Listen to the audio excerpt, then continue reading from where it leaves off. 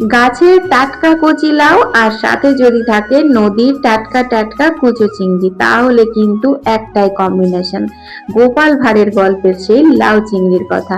এক দুটো সাবেকি রান্না আছে আমাদের, যেগুলোর স্বাদ কিন্তু আমরা কোনোদিনও ভুলতে পারি না, তেমনি কিন্তু এই লাউ চিংড়ি। আচ্ছা, গোপাল ভাঁড়ের লাউ চিংড়ির গল্প তোমরা কেউ জানো? যদি না জানো তাহলে আমাকে কমেন্টে জানিও, আমি তোমাকে একদিনকে শোনাবো গোপাল ভাঁড়ের সেই লাউ চিংড়ির গল্প। আমি কিন্তু লাউ চিংড়িটা খুব সাধারণ ভাবে করি। লাউটা কেটে ধুয়ে তারপর নুন, হলুদ, জিরে গুঁড়ো, আদা বাটা, তেজপাতা, শুকনো লঙ্কা গুঁড়ো দিয়ে সিটি দিতে বসালাম।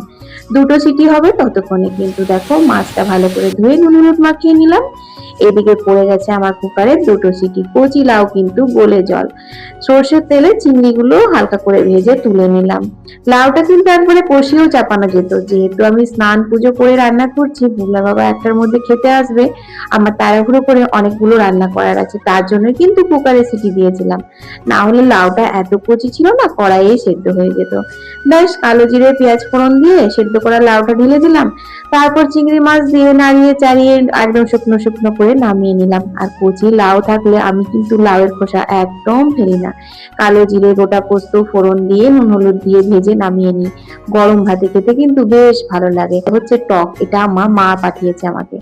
সাথে কিন্তু ছিল লোটে শুটকি ভুনা, যা রেসিপি তোমরা পেয়ে গেছো। তারপর খেয়ে দিয়ে সন্ধ্যেবেলায় গিয়েছিলাম একটু বাজার করতে, নববর্ষ আসছে তো, সেখানে একটু মচমচে ধোসা খেলাম।